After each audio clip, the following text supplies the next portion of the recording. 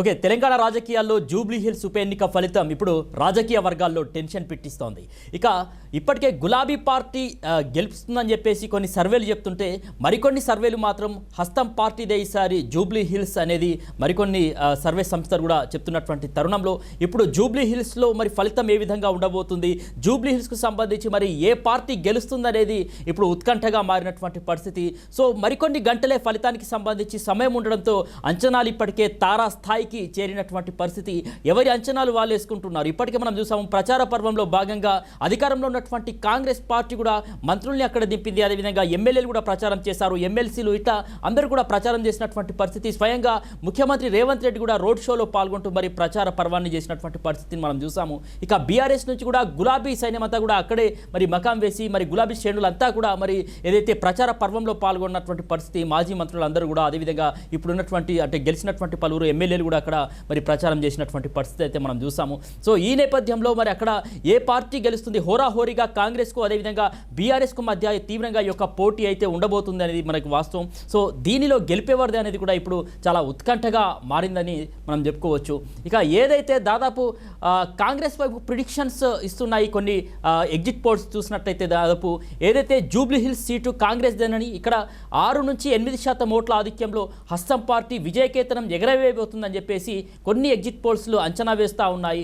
దీంతో బీఆర్ఎస్ శ్రేణులో కింద మరి షాక్కు గురవుతున్నటువంటి పరిస్థితి అయితే కనిపిస్తూ ఉంది. ఇక మరికొన్ని సర్వే సంస్థలు చూసినట్లయితే కనుక ఈసారి మరి గులాబీ పార్టీ అక్కడ విజయకేతనం ఎగరేస్తుంది అని చెప్పేసి మరికొన్ని సర్వే సంస్థలు మరి తేటతెల్లం చేస్తుండడంతో సో కాంగ్రెస్ శ్రేణులో కొంత అయోమయ పరిస్థితులు అయితే ఉన్నాయి. సో కాంగ్రెస్ ప్రభుత్వాన్ని ఇరుకున పెట్టాలన్నా, భవిష్యత్తులో తమ పార్టీకు పునర్వైభవం రావాలన్నా జూబ్లీ హిల్స్ సిట్టింగ్ స్థానాన్ని కాపాడుకోవడం బీఆర్ఎస్ పార్టీకి అనివార్యంగా మారినటువంటి పరిస్థితి.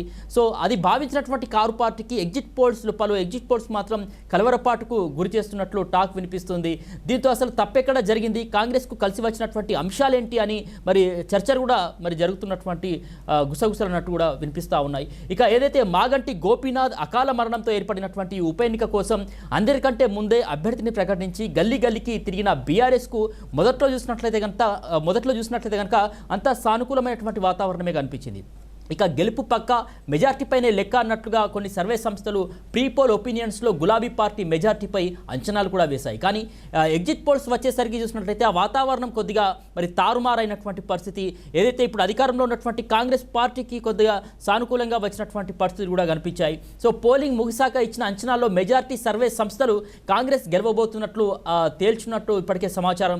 సో ఈ పరిణామం బీఆర్ఎస్ శ్రేణులకు సంబంధించి మరి ఒక చర్చకు దారితీసింది బీఆర్ఎస్ పార్టీలో అన్నట్లు కూడా ఇప్పుడు మనకు వార్తలు వినిపిస్తూ ఉన్నాయి. ఇక ఈ ఉప ఎన్నికకు సంబంధించి బీఆర్ఎస్ కాంగ్రెస్ అత్యంత ప్రతిష్టాత్మకంగా తీసుకున్నటువంటి విషయం మనందరికీ తెలిసిందే. ముఖ్యంగా బీఆర్ఎస్ వైపు నుంచి కేటీఆర్ కావచ్చు, కాంగ్రెస్ వైపు నుంచి ముఖ్యమంత్రి రేవంత్ రెడ్డి అనుక్షణం వ్యూహాత్మకంగా వ్యవహరించారు ప్రచారంలో కావచ్చు.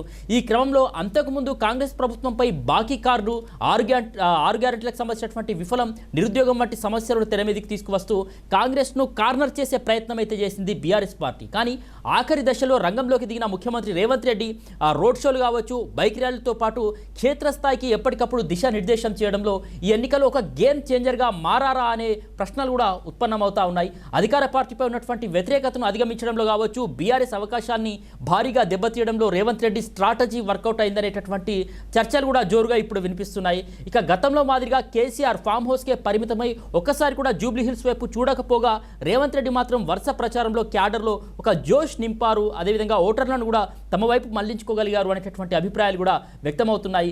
సో మొత్తానికైతే జూబ్లీ హిల్స్లో జరిగింది పేరుకే ఒక ఉప ఎన్నిక అయినప్పటికీ కూడా ఇక్కడ ప్రధాన పార్టీల మధ్య సాధారణ ఎన్నికల కంటే హై రేంజ్ ఫైటింగే నడిచిందని చెప్పుకోవాలి. ఇక కాంగ్రెస్ బీఆర్ఎస్ కావచ్చు, అదేవిధంగా బీజేపీ మధ్య నువ్వా నేనా అన్నట్లు డైలాగ్ వార్ అయితే సాగింది. ప్రచారం చివరి 3 రోజులు భారీ హైడ్రామాని కూడా నడిచినటువంటి పరిస్థితి. ఇక స్టేట్ ఫ్యూచర్ పాలిటిక్స్కు రూట్ మ్యాప్గా మారుతాయన్నటువంటి భావిస్తున్నటువంటి జూబ్లీ హిల్స్ పోలింగ్ విషయంలోని సమీకరణలు కూడా ఇక్కడ ఆసక్తిని రేపుతున్నట్టు తెలుస్తూ ఉంది. రాష్ట్రంలో బీఆర్ఎస్ బలహీనపడి బీజేపీ బలపడితేనే అది కాంగ్రెస్కు అనుకూలంగా మారే అవకాశం ఉందని చర్చ చాలా కాలంగా జరుగుతోంది.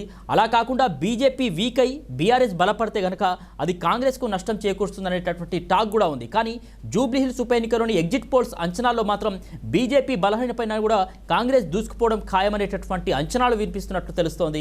ఇక బీజేపీ ఓట్ షేర్ కూడా చాలా వరకు బీఆర్ఎస్కు టర్న్ అయిందని, ఈ రెండు పార్టీల ఓట్ షేర్ పోగా ఏదైతే కాంగ్రెస్ వైపే హెడ్జ్ ఉండడం ఆసక్తికరంగా మరి చర్చ నడుస్తూ ఉంది. ఏదేమైనప్పటికీ కూడా ఎగ్జిట్ పోల్స్ కొన్ని బీఆర్ఎస్ గెలుపు అని చెప్తుంటే మరికొన్ని మాత్రం కాంగ్రెస్దే జూబ్లీ హిల్స్ విక్టరీ అని చెప్తా ఉన్నాయి. సో జూబ్లీ హిల్స్ పోర్లో ఎవరిది పై చేయి అనేది మరికొన్ని గంటల్లో అంటే నవంబర్ 14వ తేదీ వరకు మరి ఈ యొక్క గెలుపు ఎవరో అనేది తేలబోతా ఉంది.